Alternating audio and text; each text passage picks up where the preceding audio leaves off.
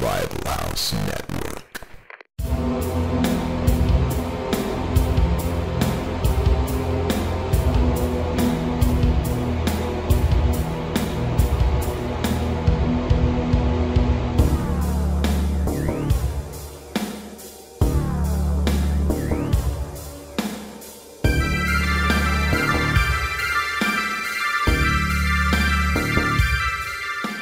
What's up, everybody? Welcome to another BTM podcast commentary. Got Zach here. I'm Aaron. What's up?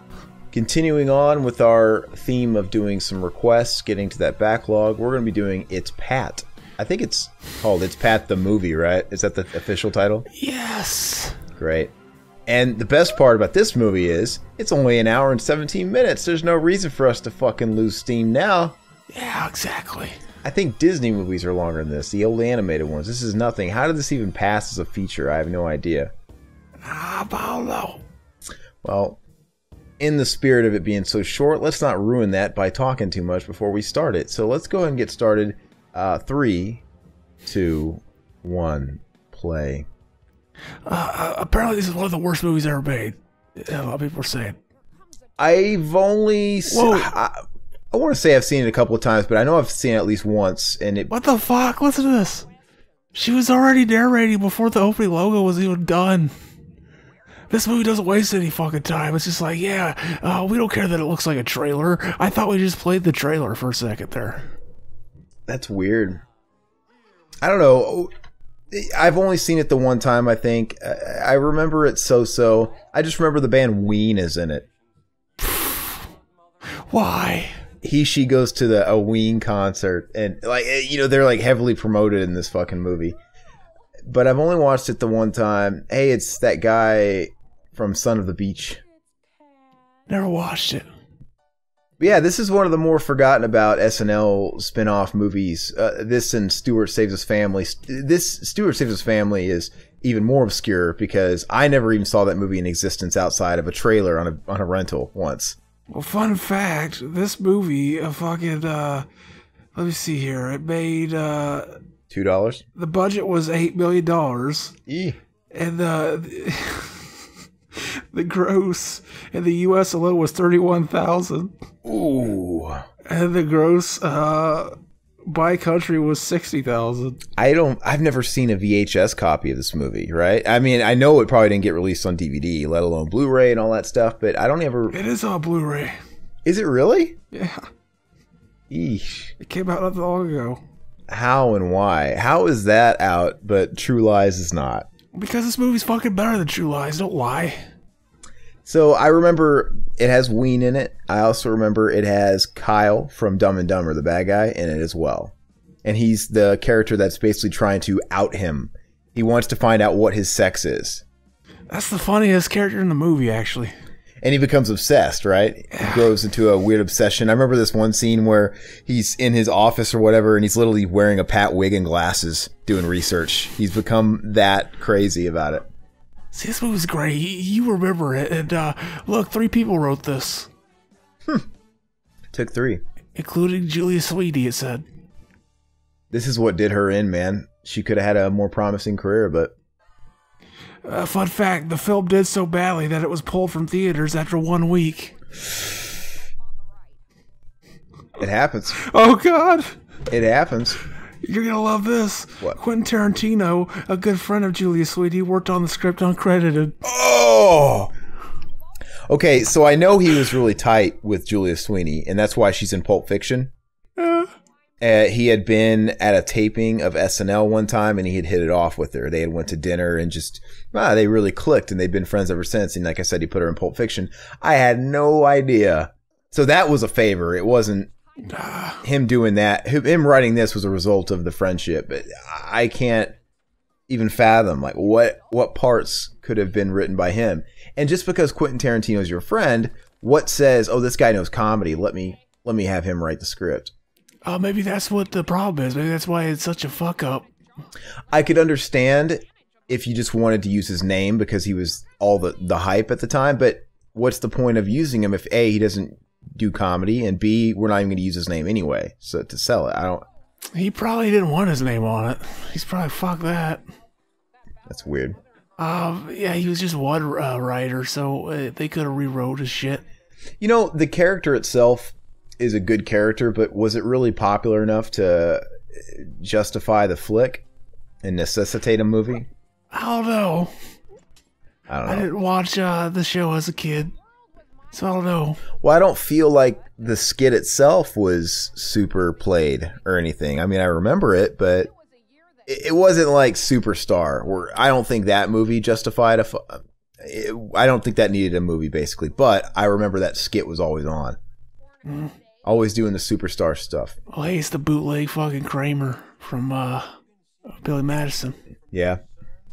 He's also the narc on Death Warrant, that Van Damme movie. So I like him. Death Warrant. Somebody's lying on me, man. His ears are dank. Would you fuck Julia Sweeney? In that costume, yes. When's the last time you watched SNL? I don't really do SNL anymore. I haven't watched it in years. I don't think it's... I don't know when the last time was. I don't know. It's pretty silly. I am one of those people that I don't like anything that's overtly political. I don't care what direction it's leaning. If it's just, and SNL has just become nothing but political. I mean, it's always been political. They've always mocked presidents and whatever administration is current, but it just seems super hardcore right now. And every skit is just Alec Baldwin being Donald Trump. I'm like, this isn't that good. I mean, it's funny, I guess. He looks like Donald Trump, but it's not that good. Get it off. Like, where's the characters? There's less and less original characters and bits and more people just spoofing politicians, and it's just not funny to me. Ew. Yeah, how you gotta make fun of Donald Trump? He's already making fun of himself. Well, no, that's why it's not very... for comedy, it's not good because the comedy does write itself. So it's just sort of... It's cheap shots, though. It's not good. It's taking no skill on their part, right? All they're doing is a lot of reenactments these days. So, for example, they had a skit where they were reenacting the Kanye West Donald Trump Oval Office visit. Yeah. Okay, like, write a fucking skit, because that skit, in real life, that occurrence was already silly and funny. They don't really have to do anything. Mm-hmm. I don't know. I don't think you should really go with the low-hanging fruit with comedy, but... According to an interview with Michael DeLuca, Bobby Fairley and Peter Fairley also worked on the script uncredited. Really? The fucking the guys behind Dumb and Dumber themselves. And Something About Mary. Those guys, when's the last time they did a fucking good movie? The last movie I heard about them coming out was Dumb and Dumber 2, and we all know how that turned out. What'd you think of the Three Stooges movie? I did not watch that pile. I didn't hate it. Yeah, but man... That movie had such a crazy history. It started off as going to star Jim Carrey, and you had Jim Carrey as what's his face? I can't even... No, I didn't even know he was going to be in it. Yeah, it was going to be Jim Carrey, Sean Penn, and Benicio del Toro. Benicio is Mo, Sean Penn is Larry, and then fucking Jim Carrey is Curly. Jim Carrey had even put on a shit ton of weight. He had gotten really fat. I remember he had showed up at some red carpet or award ceremony, and he was about 50 pounds overweight, and his head was shaved. And he was doing the movie. He was in prep for it. And then something happened with it. And I don't know, by the time when it dropped, it was like, what, straight to DVD, and they had gotten fucking Sean Hayes. You know, they got a bunch of TV, Will Sasso. They got all these like reject TV people to play all these. I think that went to theaters. Did it? Are you sure? I think so. You really think a movie starring Will Sasso and Sean Hayes, these washed up TV people that hadn't been on television for like fucking 15 years, really went to theaters? Why wouldn't it? Fucking if Quentin Tarantino put Pauly Shore a movie, it'd go to theaters. Yeah, that's Tarantino though. That's almost become his thing. But you know, there has to be enough. There can't be that much risk. There has to be a reason for them to throw down the money to put it in theaters. And when they have someone like Sean Penn and Jim Carrey and Benicio del Toro in it, okay, they're probably going to put the money behind it. But when you lose them due to whatever happened and you got to throw them with like bitrate TV people from yesteryear, what studio's going to throw down the money and push it? I mean, I don't know. I can't even imagine those people playing those characters. Who? Benicio del Toro and stuff. Sean Penn and all them. Sean Penn looks like Larry. Benicio del Toro kind of looks like Mo. Jim Carrey doesn't necessarily look like Curly, but he was probably pulling a Christopher Lloyd in Addams Family, right? Well, I think Christopher Lloyd just wore a fat suit though. But Christopher Lloyd, prior to those movies coming out, you would have never seen him as Uncle Fester. Like that guy? The skinny, tweaked out guy from Taxi or Doc Brown? But he owns that role in those movies. Hey, it has Kathy Griffin too. So both of them were in the best movie of '94 and the worst movie, it says in the trivia. What was the best movie? Fucking Pulp Fiction, you just said. Kathy Griffin is not in fucking Pulp Fiction. That's what it says. Kathy Griffin is not in Pulp Fiction, even though she did date Quentin Tarantino. It says she said it. Am I missing something? Let me look it up. Was her scene deleted? Don't argue with IMDb, you fuckboy. Don't argue. Dude, I can't stand Kathy Griffin, so I would know. Let me see. You can't stand Kathy Griffin. She's just there. What's there to not stand about her? Okay. You forget she exists even while she's on screen. Well, I'm really curious about this. Okay, you're right. She is in that fucking movie. Briefly. Fuck, I forgot about that. When Marcel Wallace gets hit by the car, Bruce Willis runs him over? Mm-hmm. When he's getting up from getting hit, Kathy Griffin's one of the people that surrounds him. Like, are you okay? Yeah, the best part of the movie right there. She made that movie. Wow, I forgot all about that.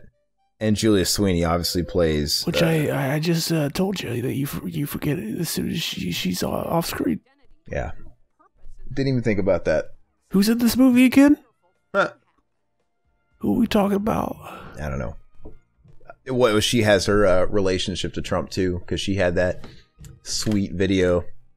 That was stupid. The beheading video. What an idiot. Oh yeah, I forgot about that. That defines her career these days. Are you kidding? Yeah, she needs to make a sequel where she fucks the head. God, that guy looks ridiculous. Looks fucking scary. She just come out the sequel and always outdo herself with that. So what is your favorite SNL flicks? I mean, you talk about Night at the Roxbury often. I think it's going to be tough not to give it to something like Wayne's World, but what are the ones? Oh, that's right. I forgot about Dave Foley's character in this, where he's ambiguously, identifiable as well. Yeah. Oh, he's funny though. And I've always wondered, is Dave Foley gay or not? Because he kind of seems effeminate, but then sometimes he doesn't. Yeah, you want to know, like, if you ever meet him, is he going to take me offer to suck his dick? I don't know. Look at his Prince Valiant haircut, though. That's donk. Apparently in the show, fucking Dana Carvey was the friend character. And they asked him to come back, and he said no. Oh, he was supposed to play this guy? I guess. Dave Foley looks more the part of being ambiguous to me. But what are the SNL flicks that you do like? The normal ones everybody likes. What a weak answer, man. Why don't you give me fucking answers? Fucking Wayne's World. That's the only ones that are coming to mind. You talk about Ladies Man all the time, you fucking idiot. Come on. You're like, oh. I brought it up once. What the fuck is wrong with you? You're like, I love Ladies Man. I like the Ladies Man. I've seen it once, and I brought it up on the show once. And I think that's your second favorite movie next to like Undercover Brother. Yeah, Undercover Brother. That's the greatest SNL movie ever. That's nuts. I don't know. I don't know why those movies always reminded me of one another, even though they're not SNL. Both. Later that same afternoon. Why does it say that there? This movie's stupid. Yeah, it sucks. I'm already losing interest. I didn't think a movie that was an hour and 17 minutes could do it, but I did it 13 minutes in. This is fucking genius.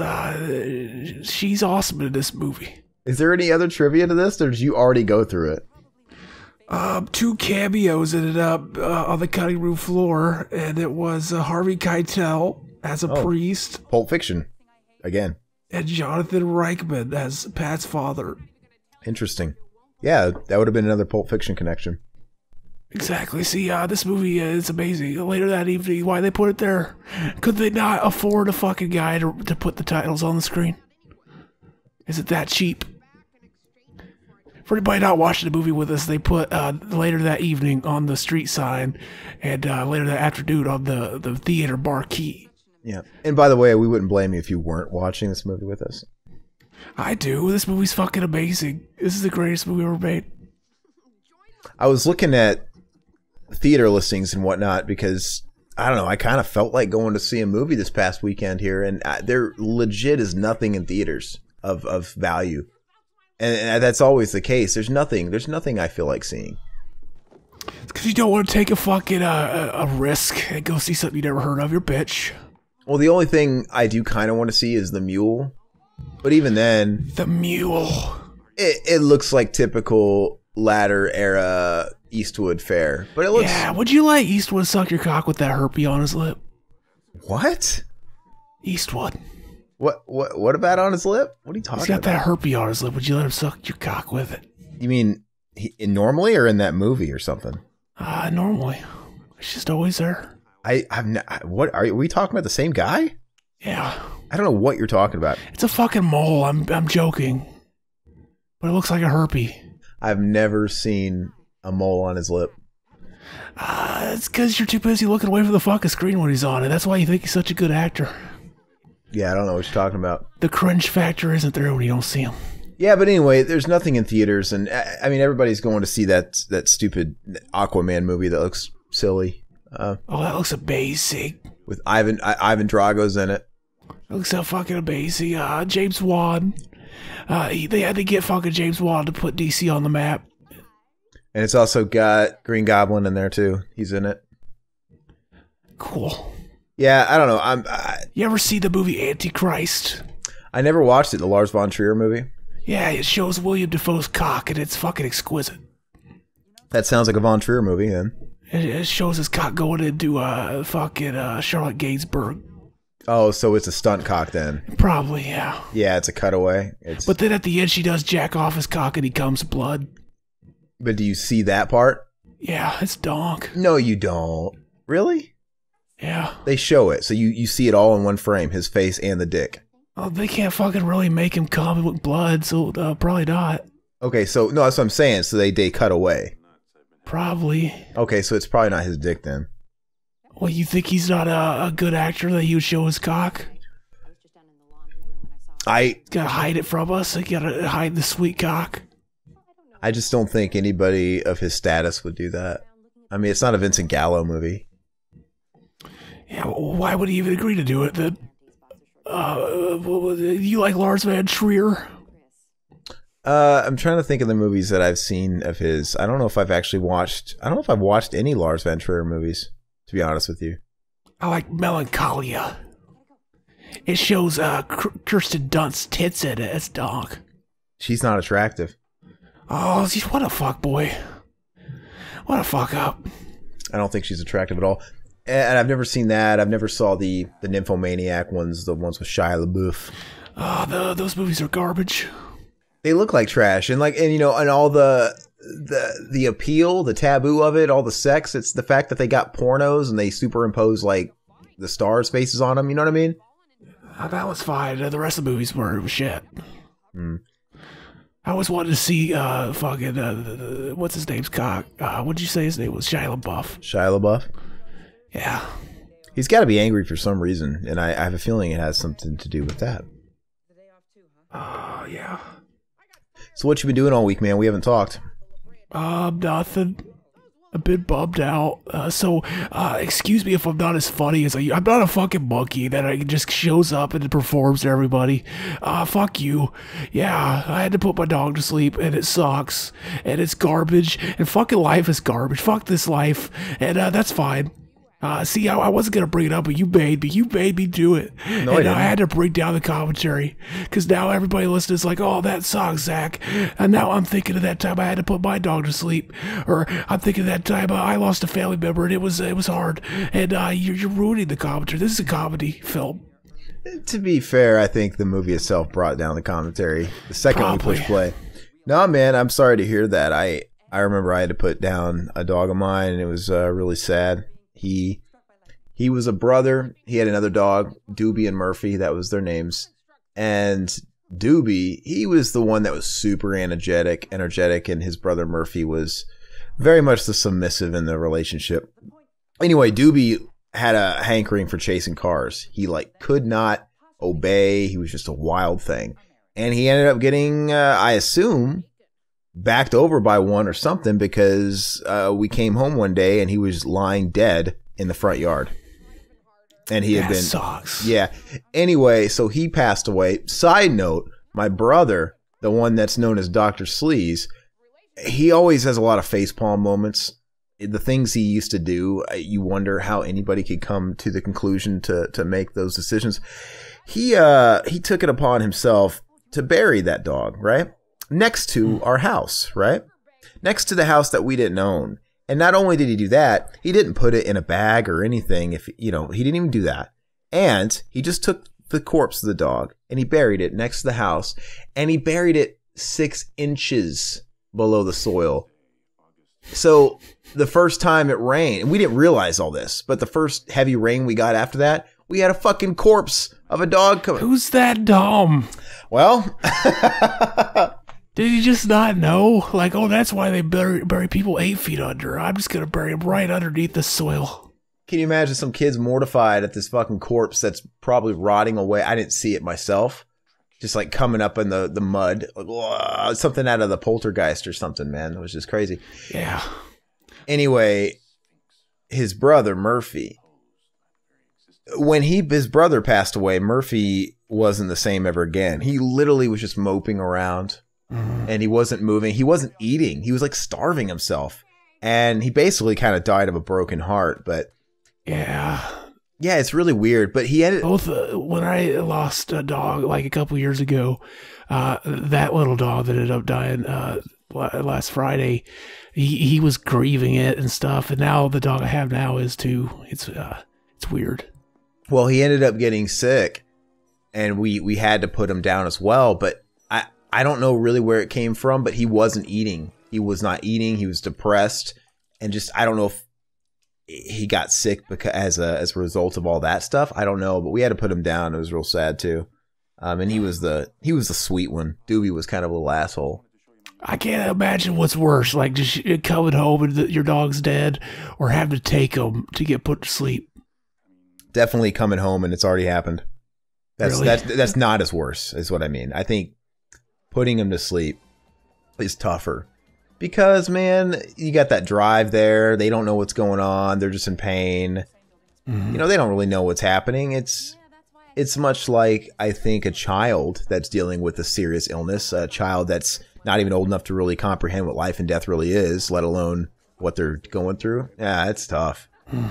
I guess it's different with my dog because he was like he couldn't walk and shit, so he was just laying on the floor, and I knew like he was probably suffering.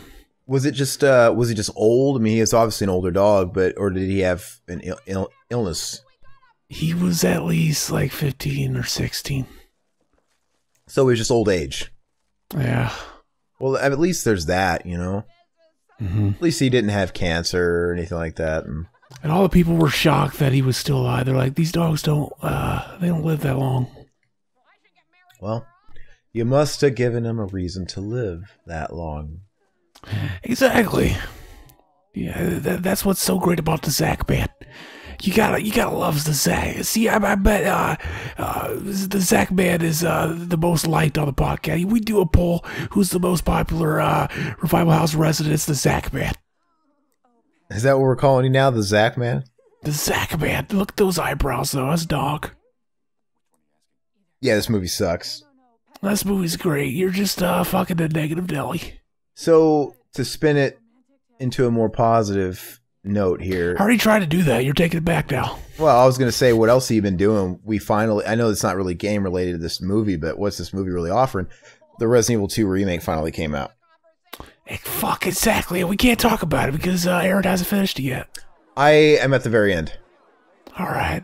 I'm at the very end, and I've been going at it slower than you and Mac have. I don't know how you guys beat it on your first playthrough in like 6 hours. Yeah. I mean, are you playing on standard? Mm-hmm. Man, I mean, I'm taking my time a little bit, making sure even that alone, like, you know, making sure I unlocked everything and got all the upgrades, but still, and I do walk around. I'll pause the game or put it on the menu and go do a bunch of other shit, and I'll just kind of leave it idle. But even then, it doesn't really. I don't know. You know how many hours I got in? I'm at the final Richard Birkin fight. And actually, I gave up before we started recording this. I'm like, I got to take a break because I literally died probably 30 times. It's a hard battle, but it's just kind of how I started off the battle. When I get there, I was on danger and I'm limping the whole time. Right. And you know, when you start that battle, you're kind of backed into a corner. So it took a few tries of you know, figured out how to get around him without him hitting me, because one hit and I'm out. And it's just tough. And I know they litter the battleground with a bunch of stuff like ammo, and there's one bit of health. But even that, it's still a tough battle. It's a pretty tough battle, and I just fucking, I can't do it. It's going to be one of those things, though, where me walking away, I'll come back and beat it on my first time. But anyway, at that point, do you know how many hours I'm at right now? You mentioned it, and I forgot what it was. Oh, no, I mentioned it before. All right. But by the way, does your clock take into account how many times you died, or no? Does it really start from your save? I think every time you die. Okay, that would make sense, because there's been a couple of points where I was really stuck and it took me a long time to get through. Like, I've been on this fucking Birkin boss for a long time. It's almost embarrassing, but I literally have nothing. If I would have known it was coming up so soon, I wouldn't have wasted all my flash grenades on the lickers, because those things are obviously awesome on them. So all I have is the 2 that's down there. But if I would have stored up and just used those things like they were nothing and took them out. But no, I'm officially at the 14-hour mark. Nice. That's crazy. Like, you guys beat it in 6. I mean, it's always my brother, Dr. Sleaze, the same guy who buried the dog 6 inches underground. He was huge into Resident Evil. We all were, but he was really, that was like his game, his main. And he was always way better at those. I just don't think I'm as fast at them. My brother's the type of guy where he's like, oh, you can beat that game in fucking 4 hours. I'm like, huh? I don't know. I don't know. I've just never been that fast at them. But this game, though, it's a little bit more difficult than the original.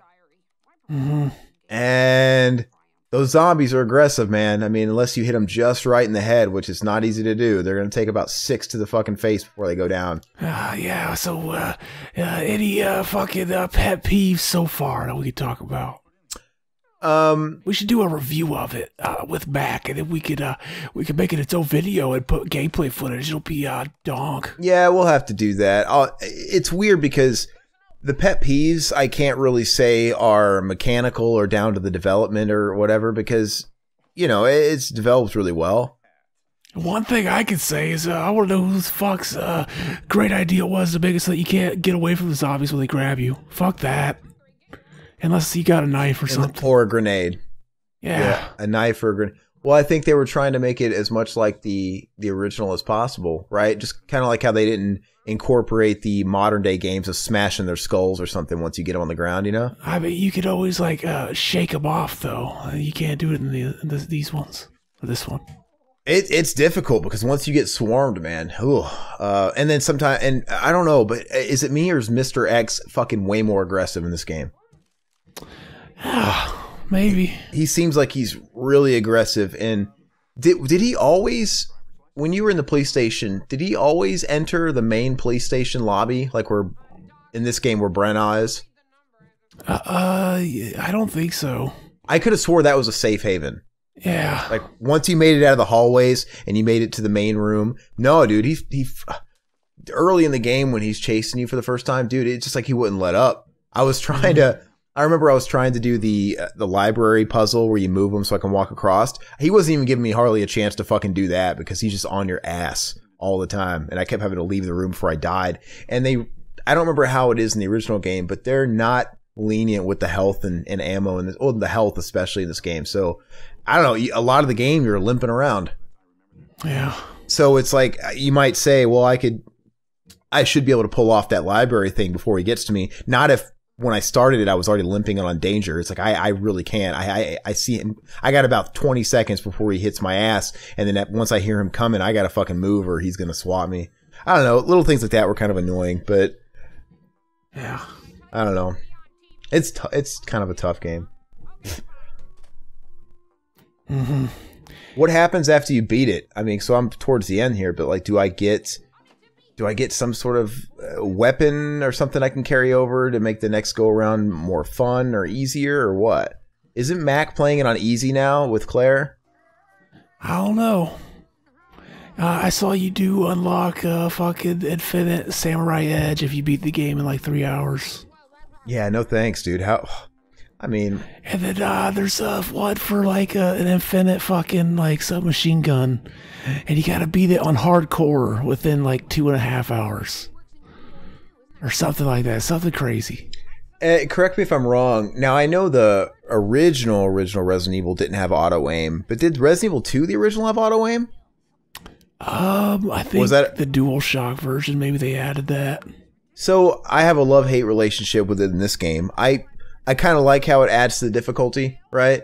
That you have to really do all, because I don't know, I forgot what it was like to do that because games just baby you now. Like all games are kind of auto-aim now, and like I said, Resident Evil even did that after a while. So I kind of like it, but it's like, man, if you guys aren't going to do auto-aim, at least give us a little bit more ammo, but they kind of fucking double fuck you. It's like, we're not going to give you much ammo in this game and no auto-focus. Like, fuck, because you do miss. There is an auto-aim if you play on easy. Well, is there? Is it? I guess, yeah. Well, I know, take it from me, because there's moments where I've died a few times. It'll offer to gimp it for you. It'll be like, hey, do you want to turn it on this? And it'll do auto aim, and it'll make your health gradually restore.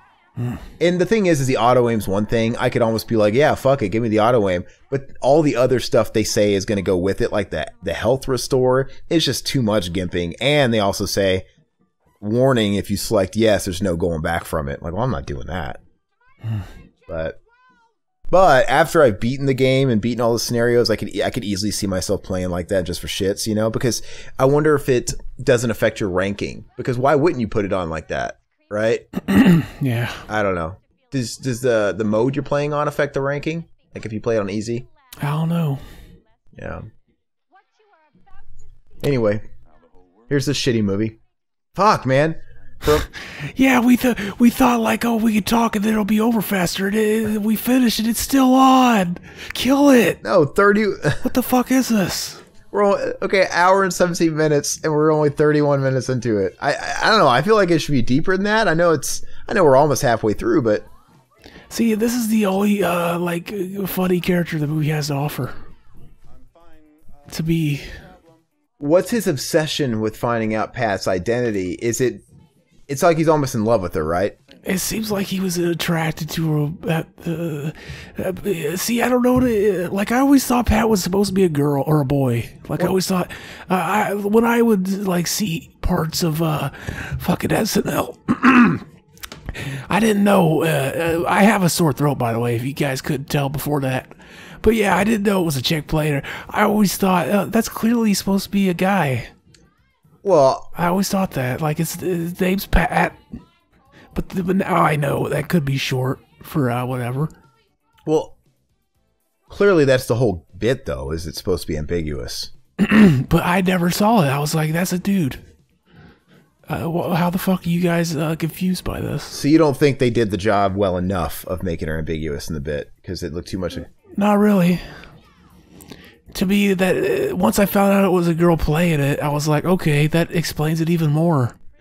Because, they're just going to have a guy play the androgynous female character, and then a girl play the androgynous male character. But I'm wondering, though, what is this guy, Kyle, I'm just going to call him Kyle. What's his fascination with it? Was he obsessed and in love with it before, and now he wants to find out because he wants to know... Does he want to know if he's fucking gay or straight or what's going on? I don't really get it. Like, I don't know. What's the motive? Yeah, I don't know. Or does he just want to figure out how much lube he needs to buy because he doesn't know if he's going to have to go in a gynae or an asshole? Yeah. I mean, either way, you could go with the asshole, either way. Either way? That's what he needs to do. He needs to just fucking look at it that way. Who requested this movie? It is awful. I think it was the Mendoza. Mendoza. Brother. What's the matter with you, man? You know what? I thought this whenever we started this movie. Did he recommend it, or did he just mention like, oh yeah, it's Pat, I saw that, it was funny? Oh, fuck you. If he did not actually request this and you're making me sit through this. I think he did, but I could be wrong. Well, I one thing about this commentary I'm looking forward to though is the questions. Zach, we got a lot of questions over the last few days, and so there's some good ones I want to select through and go through. They're pretty cool. Donk. And a lot of, well, first-time commenters, hopefully new listeners. So some pretty cool stuff. Oh, and we have a fucking very special fucking theme song to fucking world premiere at the end of this, too. Oh, yeah? It's on this one? Okay, cool. This'll be it, baby. Yeah, man. Our boy David Capper, he wrote and recorded us a bro country theme song, and it's pretty neat. Exactly. It's pretty funny. It's fucking donk, and you're gonna hear it. It's gonna be donk. And from now on, it can be the intro and outro if we decide. It's definitely an outro song, at least. Yeah, I think outro for sure. It works. And actually, he inspired me to. We should do that ourselves. Why don't we come up with some spoofy songs? I think we should tackle the mumble rap pitch, right? Yeah, I can't make a beat for shit. Yeah, I don't know about that either. But I could easily imagine your voice doing it, right? Your voice in the droney mumble rap, and it would obviously be called "I Would Eat Her Ass Dough" or something like that. There are people that make beats on YouTube for you could buy them for like $5. I've seen. We'll have to look into that because I think that would be really cool, and I could see you actually tackling the vocals on something like that. It'd be really cool because this one is more of a play off of my POV and something I say, but I think Zach, you need to tackle some of the more grotesque things. Exactly, and I suck at writing rap too. Oh, it's mumble rap. Just say the same thing over and over again. Just say "I would eat her ass dough" over and over. Exactly, Yeah. and it's gonna be donk. And you got to put the auto tune on it, right? Oh yeah. Oh, it's so weird. So he's trying to Me Too him, her. Yeah. My throat is fucked. Yeah, why? Did somebody fuck your throat? I don't know. Because it's cold out, I guess.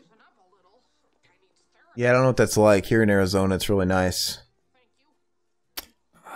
Sorry. Why do you gotta live in the Midwest, man? If you ever leave the Midwest, you'll wonder why you ever spent so much time there. I like the snow. Yeah, but do you really get snow or do you get a bunch of ice? And when you get snow, is it just that shitty brown, stuck in your axle car fucking snow? I get snow.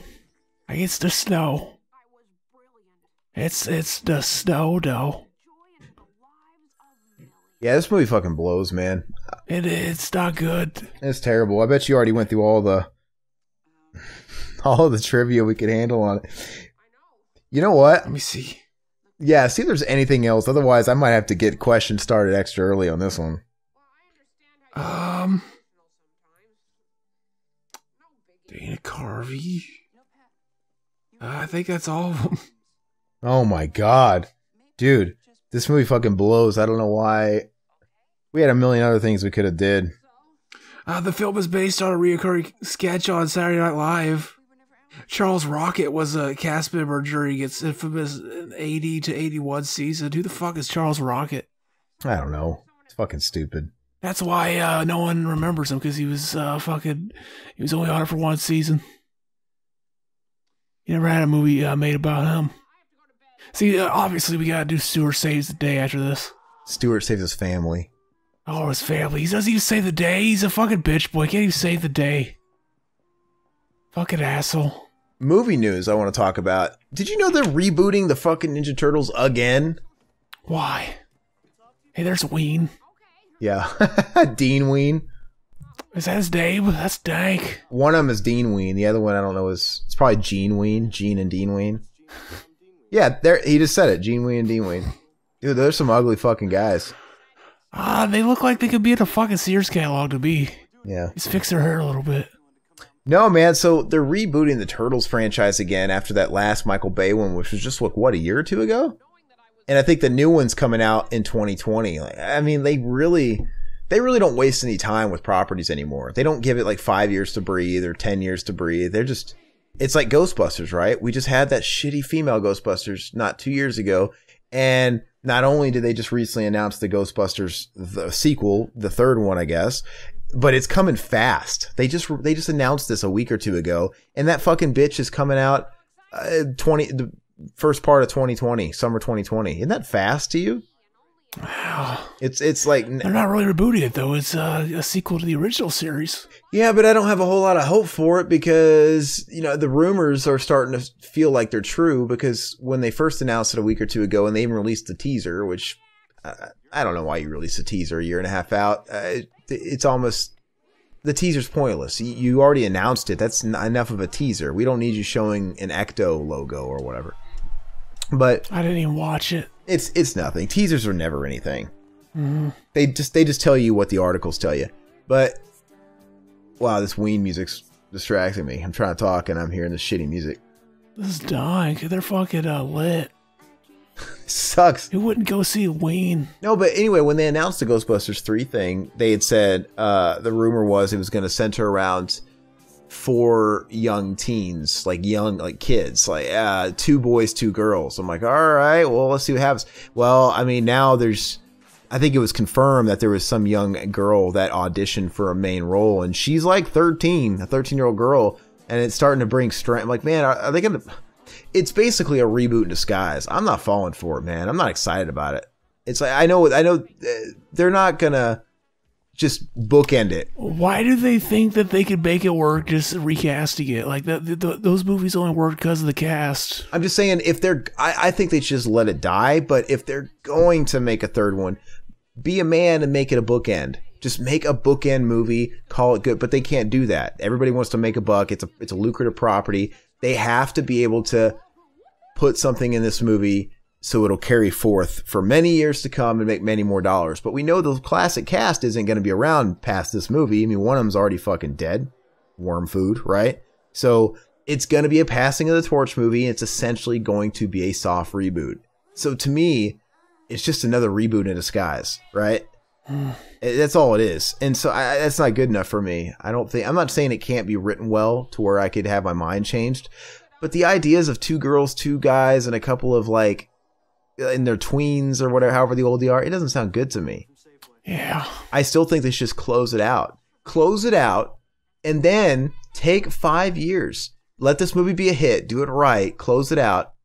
And then use the steam of the success of this movie, if you do it well enough, in a few years, make a legit brand new Ghostbusters movie if you have to. Like, call it the real Ghostbusters. Something. Maybe make it more fantasy-based. Call it Ghostbusters International, like the Ghost Hunters and then Ghost Hunters International. I don't know. And it could take place in the UK and be fucking stupid. The whole thing just drives me crazy because I think it's going to shit the bed. And they're trying to add like some kind of legitimacy by putting Jason Reitman at the helm. Look, what's with this nepotism shit doesn't fly with me because Jason Reitman is not Ivan Reitman. It's not the same, right? Yeah. Like, why is that supposed to add credit to it, right? That's like, if they were coming out with a sequel to Do the Right Thing and they're like, hey, we got Spike Lee's 16-year-old son. He's going to do it, right? Like, okay, great. John Lee. My dad was a great chef. I'm a good cook, but I'm not my fucking dad by any stretch, right? You know? So if my dad was gonna cater a very, very important dinner, I don't know, the fucking White House, and my dad died, and they're like, well, don't worry, guys, we got his son. Like, great. All right. Yeah. And his sons and daughters are all throughout the White House. You made that joke work within the nepotism it was framed around. That's dank. I don't know. I'm just not excited about it. And same goes for the new Terminator movie, which they just released some behind the scenes footage of. Now, like the Ghostbusters, with the Terminator, they fucking flipped that around fast. You know, we just had the last Terminator bomb just a few years ago. And I think literally right after that movie came out on Blu-ray, they announced they were rebooting it again. Like, they didn't waste any time announcing it. And, you know, we've already got this movie coming. I don't know if it's this year, if it's 2020.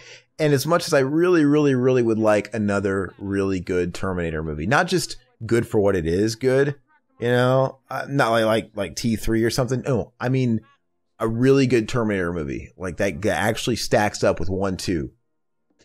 I don't have any high hopes for it. I mean, I'll still go and see it. I'll go see the new Terminator, hoping. Oh, you don't want it to be as good as Salvation? That's a dog movie. It's a boring movie. And the thing is Salvation should have been good. Like the story, it had everything going for it. Because naturally, I think that's where the series should have went. You know, it should have been the first one, the second one, and the third one should have taken place in the future wars. Right? But I think the big problem is, just like Ghostbusters, they didn't capitalize on a third movie soon enough. Yeah, see, I think the series should have never even had the wars in it. If the wars happen in the series, then the fucking series it completely it doesn't achieve its goal. They wanted to stop that shit from happening.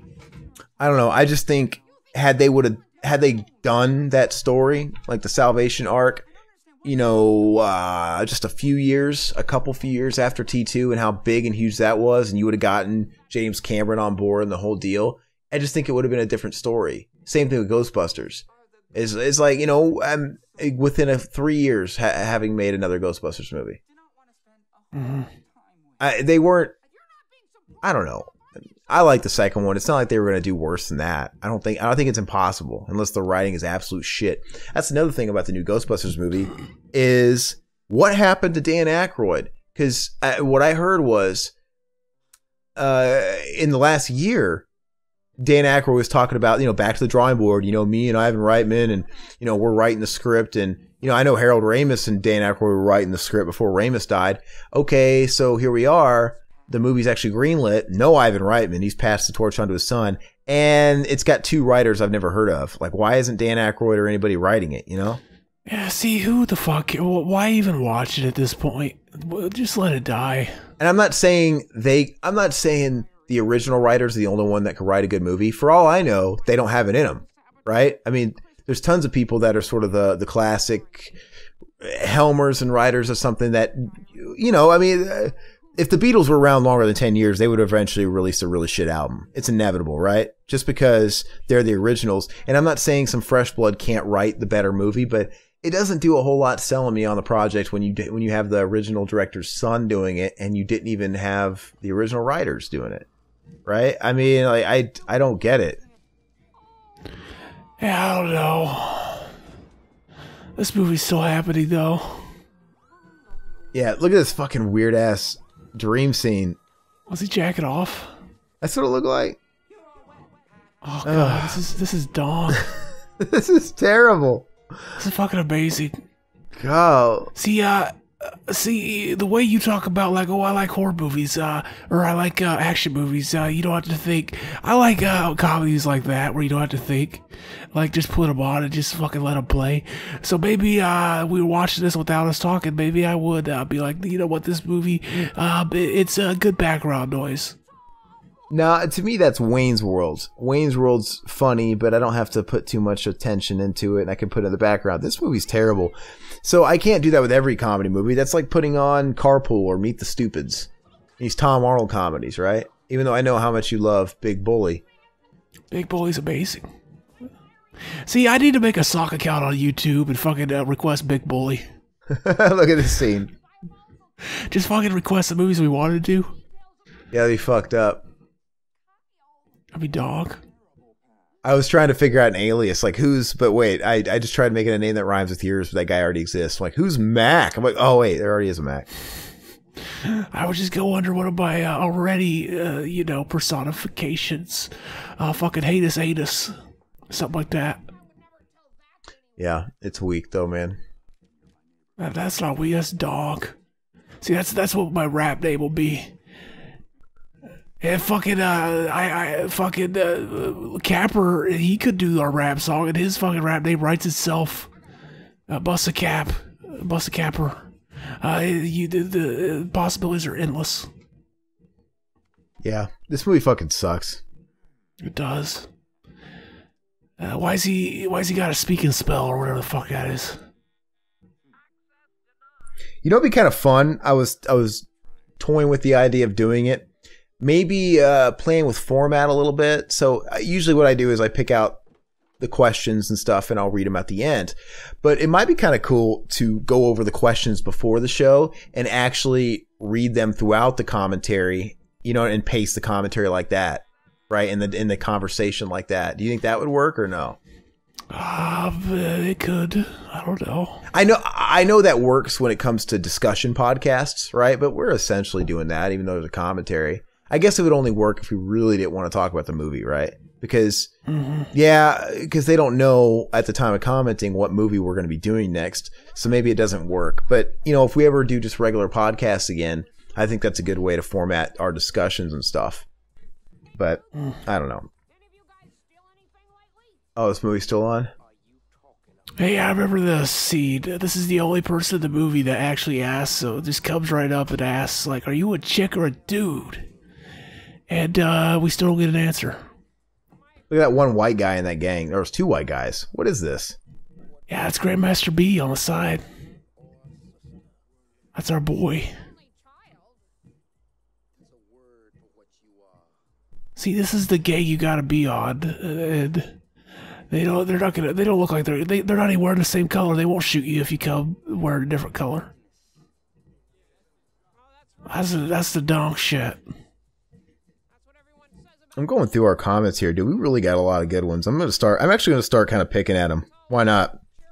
This movie isn't doing anything for me, so. And it hurts me to fucking speak, so go ahead. Really? Okay, so, and I know exactly where I left off because thank God for Antoine Evans. That's where we left off. It's easy to see. So, on our son-in-law commentary, Dave Richardson, he says, I always thought Becca was a sexy country girl in this movie. Sexy farm girl who loves the country way of life and country music. She has posters of Travis Tritt, Marty Stewart, Garth Brooks, and main one of them all, Billy Ray Cyrus. Line dancing was so popular when this film was made. 1993 was a good year for country music, but so is 90s music in general, lol. But yeah, honestly, I could picture Rebecca doing the achy breaky in her room. Dwight Yoakam or get the fuck out. Guitar and Cadillac sound. No, it's funny. It really was all the rage in the early 90s, line dancing. And to the point where even in our gym class in our public school, you know how you have like a segment where it's dodgeball. You have a segment for this. We had a segment for line dancing. Yeah. And I'm like, wow, this isn't gym. I get it. We're moving around. So there's kind of physical activity, kind of. But can we play dodgeball? And I don't remember anybody liking it. Right. And it was always really awkward too because anyway, we had to do it to Billy Ray Cyrus. It was everywhere. You couldn't get away from it in like 1993 or was it 93 or 90? What the fuck are you doing, Zach? I'm peeing. Gosh dang it, man. I couldn't hold it. Well, let me know when you're fucking done. That's disgusting. I'm done. All right. And then just a couple of years later, we had the Macarena, and you couldn't escape that either. Remember? That was everywhere. Like, we were doing that in music class. We had to do the Macarena and all stupid stuff. Guess what kind of cup I peed in, though? Oh, man, a solo cup? I did. As a tribute? You'll know why at the end of the show. Because before I never did that. So I had to make it true. I had to make it official. So I went ahead and bought a couple. Because I'm going to pee in one of those on the show. You know, but what if it's one of those pees where... But it sucks because whenever I went to set it down, I got a little bit on my hand. You know what's funny? Do you ever pee in a bottle and you're like, holy shit, it's filling up. It's filling up. It's filling up. Yeah, I can. I've always been able to just stop peeing if I needed to. Oh. I have no troubles. Oliver Closeoff. He comments on the Ernie Hudson, speaking of Ghostbusters, Ernie Hudson interview from 5 years ago. He says 5 years later, and it looks like we're getting a proper third movie. If it sucks, well, it couldn't be worse than the 2016 turd. Well, you know, we obviously just got done talking about that. Wouldn't that be a fucking crazy irony if the only person they actually get in the movie now is Ernie Hudson? Like, oh yeah, you always played second fiddle, but now you're the fucking guy. You're the guy we go to, Ernie. I just hope they don't do that bogus idea about Egon being a ghost. Right? I mean, they could technically do the Star Wars thing where they do the facial, you know, not the facial, you know what they did with Leia and they did with Peter Cushing, right? I'd almost appreciate it if they did it, because that was gonna be the movie anyway, wasn't it? I don't think so. I thought an earlier draft was gonna be that Egon was dead or something. They can do that anyway. Oh no, it was Bill Murray was gonna be a ghost. Yeah, because he's gonna do the voice. Because he wasn't gonna fucking do the movie, right? Fuck boy. So, I mean, with the technology like they did with Peter Cushing in that Star Wars movie, and they did with Leia, where they can superimpose the old Egon face on some young actor, right? Deep fakes, babe. Yeah, like deepfake style. So they could probably do it, especially if they're going to make him... Hey, there's the ladies' man right there. Sorry, go ahead. Oh, Tim Meadows in it? Yeah. I'm saying they could probably... And not to mention, if he was a ghost and he looked like a ghost, you know, you probably wouldn't even tell the difference or anything else. But still, it's just... What do they say on Jurassic Park? You know, you didn't stop to ask, should you be doing it, right? Just because you can do it or something. But... Yeah, every time I ask myself, should I do something, I always say yes, though. It never fucking fail. Like, if I want to jack off, and I'm like, well, should I jack off, though? I've never said no. Oliver Closeoff, you go on to comment on the Psycho 4, the beginning commentary. You say, holy shit, what a night. My neighbor's garage caught on fire along with the trailer and a truck. Happened while I was listening to this commentary. I'm safe along with my neighbors. And I actually commented on this one, and all I could say is, for the sake of your neighbors and the insurance companies, don't tell them that you were listening to our podcast while it was happening, because those insurance companies, they might find some kind of legal loophole. I mean, because, you know.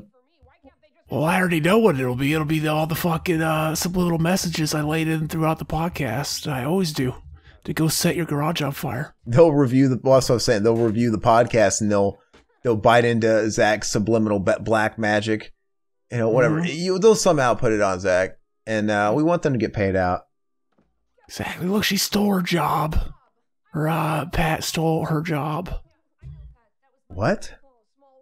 She said Pat stole her job. She was the voice guy on the radio. And Pat, see, I remember this from like watching it years ago. I remember thinking, Pat's a fucking dick. Yeah, Pat's not a likable character if I remember right. Yeah, you're still watching this? What's the matter with you? Oliver Closeoff, you also comment on our Total Recall commentary. You simply say, nice thumbnail of Ann Coulter. Total Recall. Total Recall. Total Recall. And William Lowry, our boy William, on the Total Recall as well. He says, picking a favorite Arnold movie is a bit tricky, namely the stuff he did during the 80s and 90s, but Total Recall is in my top 5 in regards to favorite Schwarzenegger films. If y'all ever do commentaries on films like Predator, the first 2 Terminators, or The Running Man, I'd gladly join. Speaking of Dan O'Bannon, I came across a script for Return of the Living Dead on the interwebs, and it has some interesting details regarding character names and story outcomes. Whenever we do that commentary, parentheses, which will happen, I'll have to bring up the differences. Fuck yeah.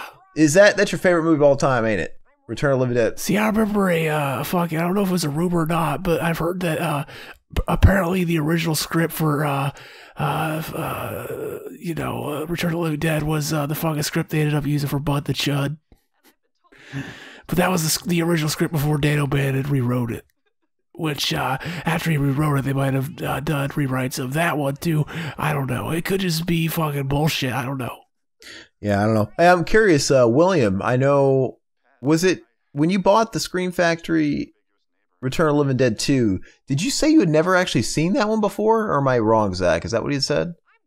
I don't think so. No, he said that about Silent Night, Deadly Night 2. Oh, my bad. Okay. I'm curious what you thought about the Silent Night, Deadly Night 2 then. Regardless. Yeah. Total Recall as well. We got the fucking man, Adrian Mendoza himself. He says, great commentary. Glad to hear Riverman. Aaron, you got your directors mixed up. Paul Thomas Anderson directed There Will Be Blood, which is a great movie, and Punch Drunk Love, which I've only seen once, he says. Wes Anderson directed Life Aquatic and Steve Zissou. Okay. Yeah, there's so many Anderson. There's another one that made the fucking ICP movies. Another Wes Anderson. Oh, and he's up there too. Or Paul Anderson, whatever. There's Paul W.S. Anderson, the guy that did Mortal Kombat and the Resident Evil movies and stuff. But yeah. P.T. Anderson and Wes Anderson, I fucking always interchange their names. They're so easy to do. And I always fuck that up. So my bad. Thanks for correcting it. He says, he goes, I love Blade Runner. It's crazy that you guys dislike it. Okay. So it's a movie that I've always wanted to like, and I haven't watched it. I only watched it one time, to be honest with you. Did you watch the director's cut or the theatrical cut? Well, that's what I'm saying. I've only watched it one time, and I couldn't tell you which version it was. Did it have the fucking unicorn in it? I don't recall. The shot of the unicorn running. I don't recall. That's the director's cut. And that's the one people say, that's the scene people say that should have been there because, well, if you hear the backstory behind it, it should have been there because that wasn't even filmed for the movie, and he just fucking used it for no reason. So, I have it. I have it on Blu-ray. I've got the anniversary edition, the big digibook or whatever, and it's got all the different cuts on it. So he's got a Pat doll. That's donk. That's fucking weird. I've been meaning to go back and watch it because it's a movie I want to like, right? It's got everything going for it.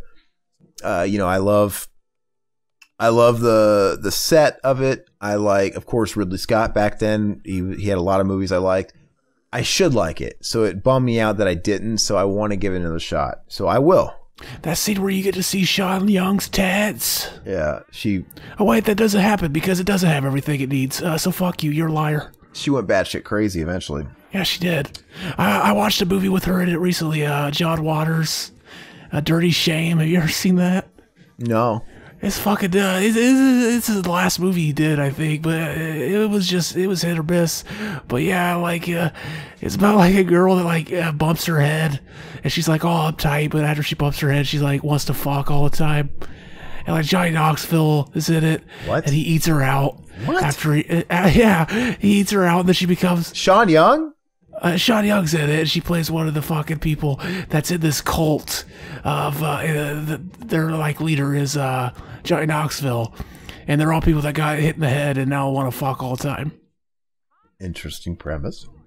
That's dog, and it ends with Johnny Knoxville shooting cum at the camera like a fat cock. Well, spoiler alert! Now I don't have to see it. Oh, that's the best, the greatest thing. I mean, it's not like the plot. It just kind of ends that way. It just kind of happens. So, Mendoza, I'll get back to you because I will watch it again and I'll sort of get a fresh perspective on it. I'll make sure I watch the more revered of the cuts, and I'll get it figured out. I'll watch it too. I've been wanting to go back and watch it because I want to watch the sequel too. I've heard that's good. Yeah, me too. And I refuse to watch it without seeing the original again and getting it. Is Sean Young in it, and does she show her tits though? No, but it's got Jared Leto in it, man. I'm kind of sick of that guy. Yeah, I was fucking around. I stumbled upon it was whenever we did the Batman Returns commentary. We talked about how she was on the Joan Rivers show. Yeah, and she was trying to petition herself for the role of Catwoman. Yeah, so I was getting sound bites to put in that episode, and I stumbled upon her calling into some show where she's basically she goes off on a weird anti-Semitic tirade about how the Jews run the country. I kind of do, but okay. But she talks about it's not just because they fucking they got lucky or it just kind of turned out that way, fucking coincidence. She thinks that they're the Illuminati and shit. Well, when she says running the country, I think she means the world that's relevant to her. They run Hollywood, right? They're the people that aren't giving her work. They're the people that fucked her over or whatever. She just went batshit crazy. And I think Tim Burton put a restraining order on her because she broke into the Warner Brothers lot and everything else. And he was hiding in a closet. She mentioned that on the Joan Rivers show. I mean, the biggest wigs in Hollywood are Jewish. I think everybody knows that. The biggest producers, the biggest names. I mean, they do kind of run Hollywood. But I don't. It's because they're fucking funny though. If anything, the Jews don't have enough power. I say. So if anything, we should Larry David for president. I say that'd be dark. But she seems to do an awful lot of blaming for why her career went to shit. I'm like, no, you kind of made some shitty decisions, right? Mm. You got cast for Batman, right? You got there. Did she get pregnant? What happened? I don't remember. I don't know. Something happened. Something happened to where you couldn't do it, and they couldn't afford to delay the movie, so they recast you. Right? That's the way the business is. It's not like it was anything against you necessarily. She was pretty hot though. She was attractive back in the day. I'd have fucked her in half. Oh, okay. See, that's what fucking, what's his name? He should have done. He should have been like, I'll only delay the movie if I can fuck you in half. But then we're gonna have to, you're gonna have to get cosmetic surgery. We're gonna have to put you back together before you can play the Catwoman. See, my voice is fucked up. I can't even, like, make a fucking rape joke effectively. Well, she can join the ranks of the other people that didn't make it into the Batman movie. I mean, you don't see Marlon Wayans complaining. Marlon Wayans, he's donk. Anyway, Mendoza, you also said... I just picked up a water, like, for a second, like, I almost picked up the piss drink. That's dog. That'd have been dog. That'd have been great. That's the only thing that would elevate this podcast. Mm-hmm. Adrian, on that same, you also ended the comment with, I recommend to Zach the 2016 film Elle, directed by Paul Verhoeven. It's right up his alley. Have you ever seen that? No. I don't even know what it is. I've never heard of it.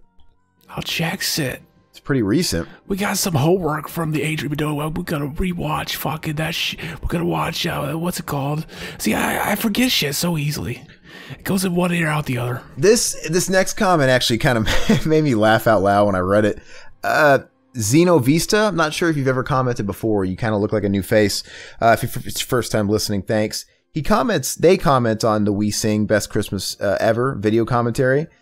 And he's commenting, well, he could be going off the thumbnail or they could be going off just the character in general. But they go, does Susie think she's Confucius or something?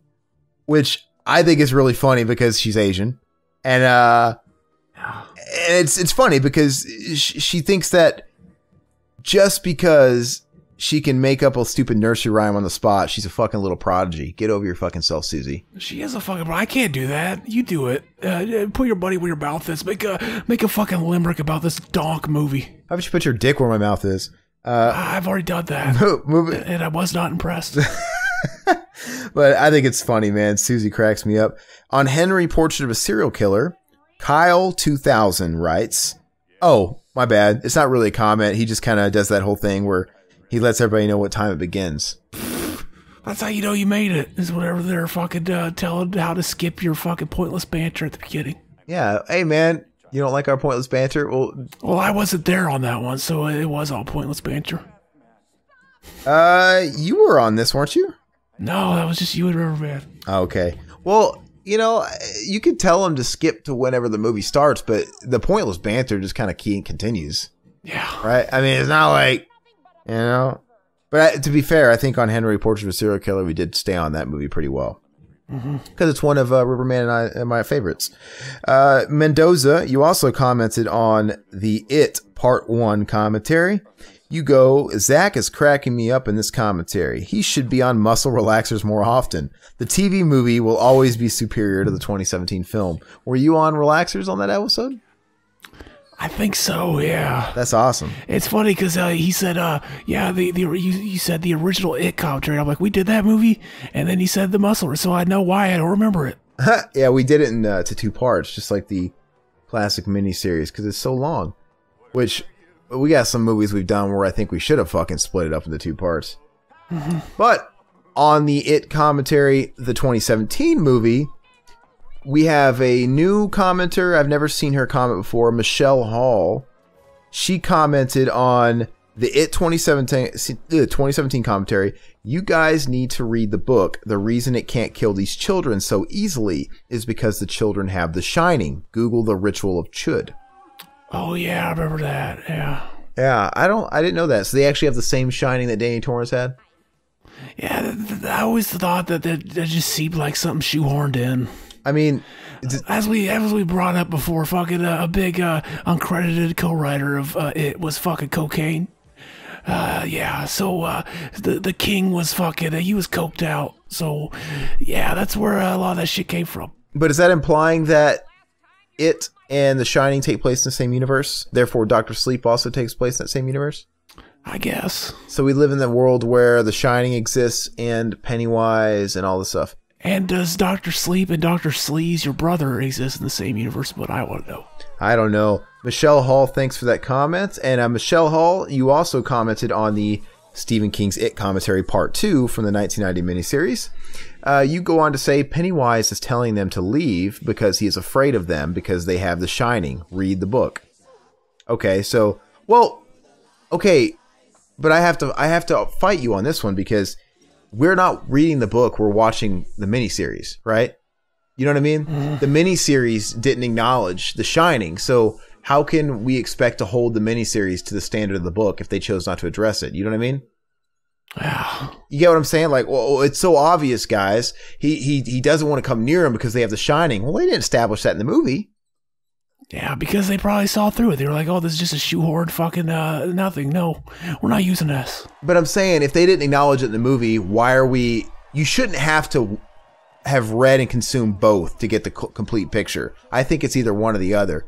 It can't be, oh, come on, if you guys read the fucking 1,000-page book, you'd know it was because they have The Shining. That's why he's not coming near him. I'm like, no, I think they chose not to acknowledge that in the movie, and we have to assume it's for different reasons. That's what I think. You know what I mean? It just, I don't know. I don't think it flies like that. He was scared of him because he had battery acid, you slime. That fucking hurts him. Yeah, in the fucking context of the movie, I think that's about as much as you can put into it. Really, right? Unless they actually acknowledge that they had The Shining, I just don't think we can go off that. Nicholas Hall, you also comment on the same commentary for It Part 2. Kids have The Shining. You got to read the book. Also, Pennywise is not the turtle. The turtle is his enemy. Is this a fucking club everybody's just recently subscribed to? I know. Like, hey, The Shining explains away all the plot holes in the fucking Stephen King's It. And you guys need to get with it and read the fucking book to follow the movie. Okay. I did read the book a long time ago. I don't remember that. But we were doing a commentary on the miniseries, not the book. They are different, right? They're different. You know, I just don't think... what's the equivalent there? I'm trying to think of something else. What's another good way of saying it? What's another movie that differs quite a bit from the book? The Shining. Okay, so what's something you could say the equivalent that you would apply the book to explain something in the movie? Like if somebody got all pissed off because fucking Jack has an axe instead of a croquet mallet. Hey, why the fuck's he got that axe for? Well, no, you gotta read the book, man. It was a croquet mallet in the book. I guess that's not the same because, fuck that. That's not the same. Oh, well, we get the picture. Yeah, you know what I mean. It's just, yeah, it just doesn't work. It's not the same. They're adapted differently, and we kind of have to take them each for face value. You know. Okay, I'll do something like this. God, I really want to make this work. I got to figure out I'm trying to make the Turtles movie work because they obviously had to adapt that differently than the cartoon that was popular at the time, even the comics.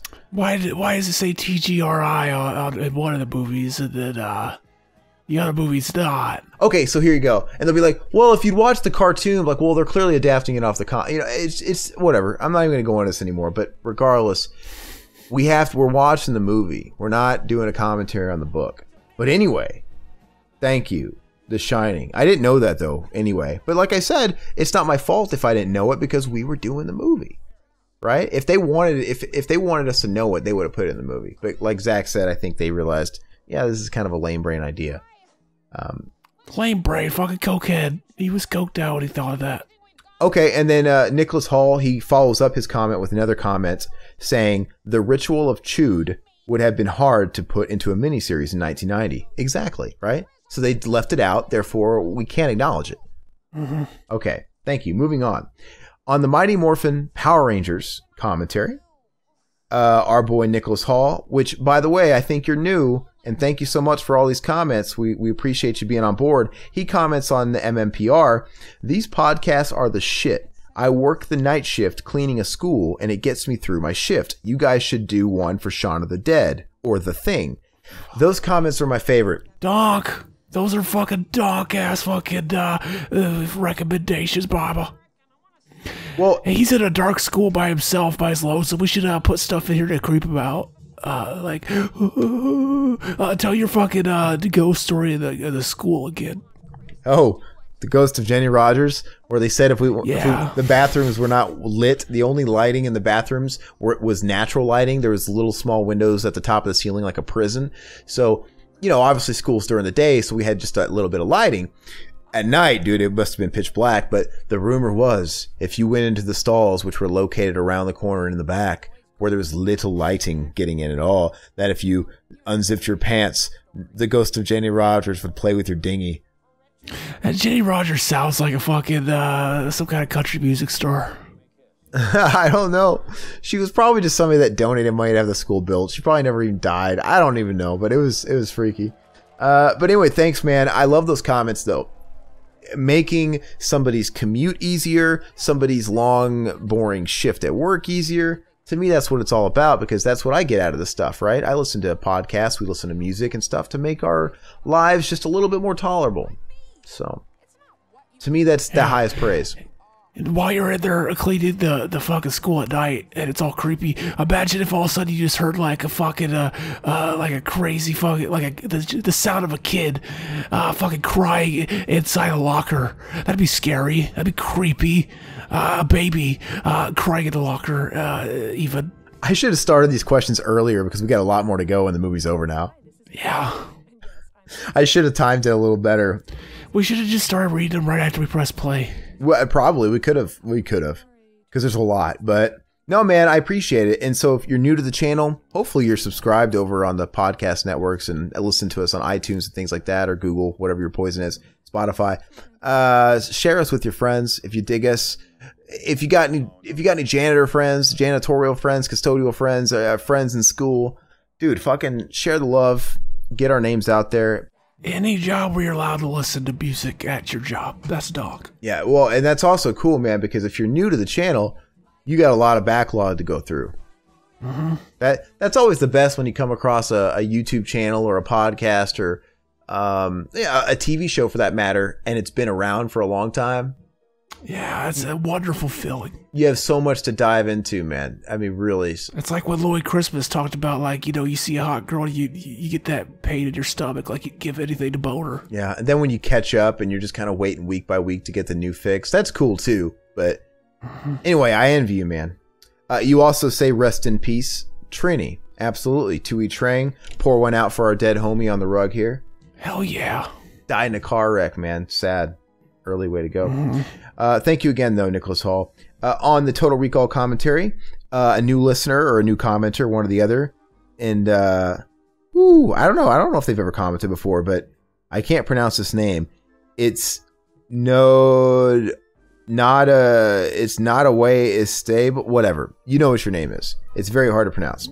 It's not a way a stable. Okay, maybe you have commented, because I'm getting deja vu that I've struggled with this name before. But anyway. I think so. He says, or they say, this movie is a sci-fi masterpiece. Arrow just released a 4K transfer of all 3 versions of Waterworld, including the fan cut Ulysses edition. You guys should check it out. Did we talk about Waterworld on that one? Maybe. I don't recall it. A fucking official release putting out a fan cut. That's dog. That is pretty cool.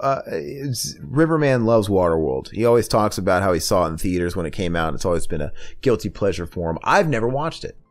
I watched it once with my mom and dad. They were watching it one time, and I didn't even see it all. I walked in at the scene where fucking I always remember the scene because fucking Dennis Hopper's getting a glass eye put in, and they're like, "How's it look?" He's like, "How's it look?"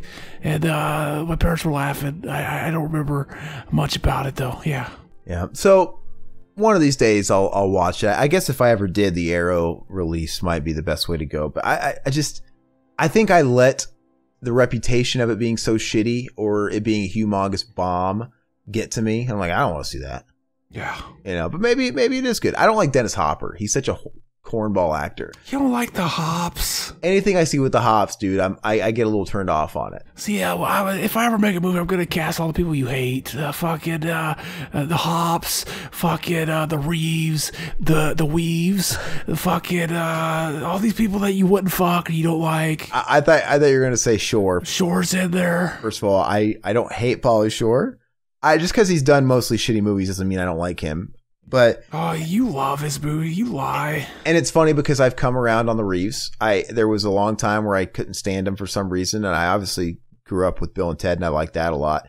But I've come around on him in the last few years. So I bet you cummed on him. I'd cum on him. We'll see. We'll see how close I can get to the set of Bill and Ted 3 when they film here in Phoenix. in Tempe. Hell yeah. So we got lots of Circle K's for them to use.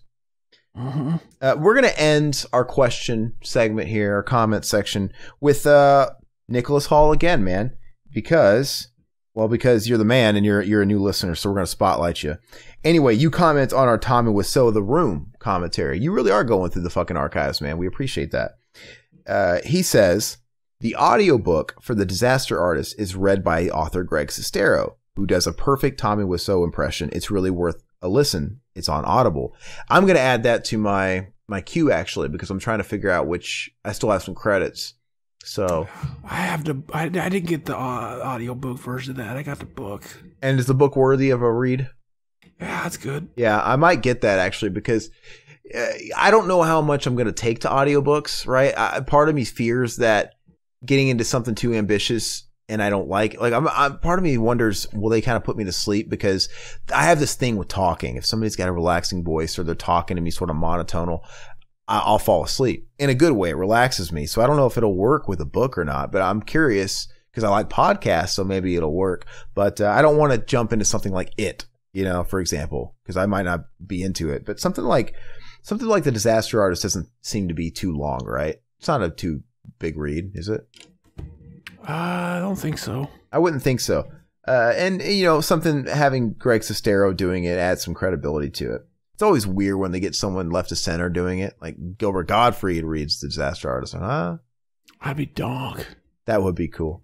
Nicholas Hall, you also comment on the same The Room commentary. There's a weird part in the book where Greg Sestero spends the night at Tommy's. Greg is sleeping on the floor in the living room. Tommy was in another room singing A Whole New World from Aladdin. When Tommy went into his bedroom, Greg heard him in the middle of the night saying, "Kind of lovely, somebody's chicken." Yeah. That's funny.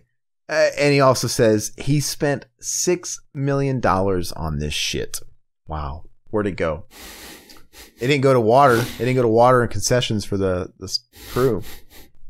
Mm-hmm. Well, thanks, man. We appreciate all the commenting you did. And hopefully you keep listening week after week and stay up on our new episodes. And good luck getting through all the backlog, man. We got tons of shit. We've been around a long time. There's tons of stuff for you to go through. Yeah, and hopefully you stick with us after we just made you watch that shitty-ass movie we just made you watch. Well, and not just that. You're hopping on at a good time because we recently added Mac and Zach Save the World to this actual feed and channel. So you have all their stuff to go through, their drunken commentaries, or you can listen to it on iTunes. That's preferable. We have and this is a good segue into just pitching all our other shit for everybody out there to close out. Check out our Twitch channel too. If you're into games at all, we have all this stuff over there too, but we do the gameplays. And I think Mac's been on there and I think he did a full playthrough of RE2, the remake, Resident Evil. Yeah, that fuck boy. We were supposed to do it together. He ruined it. We could do another live one together. Well, that doesn't matter. Once you guys have the game down, or we can play it. We could do a special one. Like he did it. I don't know if anybody's gonna unlock Hunk or something, but we should still do one all together, I think. I'm towards the end of my second playthrough, so yeah, I'll see what all we get. And something that we can especially you'll get it refined as well. Once you got the cool weapons, we can blow through it pretty quick and have something new to offer. Yeah, man, we should still do it again. But go over to Twitch, guys, and follow us over there. And we do occasional live commentaries, right? We're keeping those special. We do the Retro Rampages live where we can stream games and talk with all you guys. And basically, for the live commentaries, you guys are essentially part of it and asking us questions on the fly. So you can even dictate some of the commentaries we did. What did we do? Was it Ghostbusters 2 that we did live last? Yeah. Yeah, that was great. So being a part of the commentaries and whatnot. And if you guys want to know and stay up and up when we're going live and scheduling those, it's best to follow us on social media, Facebook, Twitter, Instagram, all that stuff. Give us a subscribe there to keep up with that. Yeah, there's also a Twitch app, which you can follow us and it'll notify you when we go live, so you never miss it. Fuck yeah, and that's Revival House Network, and we're going to leave links in the YouTube for all this stuff. And also the Deep End, which is recently making a comeback. Hopefully I'll get to do more of those more regularly with the new year. That's sort of my New Year's resolution, but we got a lot of stuff for you guys to go through. What's next for Mac and Zach Save the World? I know you got something that's up recently. We don't know. We talked and he picked a movie. He's picking a movie for the next episode. So yeah, he's always flaky. So he could pick one movie and then he forgets to watch it. And then like 2 days before we record, he's like, you know what? I changed my pick. So I don't want to say it. I don't want to say anything. Well, what's the movie that's good? What's the flick that just went up? It went up last week, so they already know it. Yeah, you check that out. It's fucking Right to Rumble with David Arquette, the great fucking David Arquette, one of the greatest actors ever made, really. Gotcha. You've been driving everybody crazy to do that one for a long time. I'm surprised it took you that long for you guys to do that. You were supposed to do it with us. Ah, okay. My bad. Yeah, you were going to watch it for the first time and then do the commentary with us. Eek. Well. Fuck up. At least it's up. No, but guys, you guys got a shit ton of stuff to go through. We appreciate everything you guys do for us, and you comment. We like it all. The more comments we get, the more we'll try and get through and read all that stuff. I don't really know. What I'm trying to think of other announcements, if we've been anywhere else or collaborate with anybody. I don't want to forget anything. Oh, if any of you guys live in the Midwest, any of you guys any new listeners, the weekend of July 12th to the 14th, I believe those dates are correct. We're going to be at Kansas City Crypticon Horror Convention. We'll have a booth set up. So anybody that's sort of in the Bible Belt of America want to come by and say hi, hang out with us, shoot the shit, we'll be there all weekend long. That's all we got. Oh, wait, I got some loose ends to tie up. Oh. Since I pissed in this solo cup, there's a couple things I want to get off my chest. We were going to have Riverbay on this episode, but he backed out at the last minute. Josh James he is here live, but you can't hear him because his fucking Skype is fucked up and his recording isn't going to work. So everything he said isn't going to be in the episode. And also, I would love to suck fucking Kirk Cameron's cock. Oh, well, that does wrap everything up nicely. You're right, with the bow. And that's a nice segue into that fucking tune you guys are about to hear. Anyway, enjoy it. Bye-bye, puppets.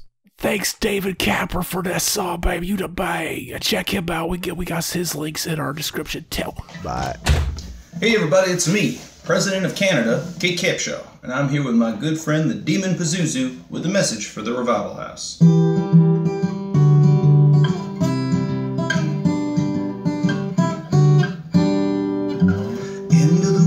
Revival House. Next month's theme, you gotta figure it out. Italian zombies or Pauly Shore, a slasher with a knife and the girl next door, and 1 second in, get it all queued up and ready, hit play in 3, 2, 1. Bye bye puppets, Zach Pete and a solo cut band. Couldn't miss Kirk Cameron's love and Josh and Scott failed and Riverman's bail. Bye bye puppets.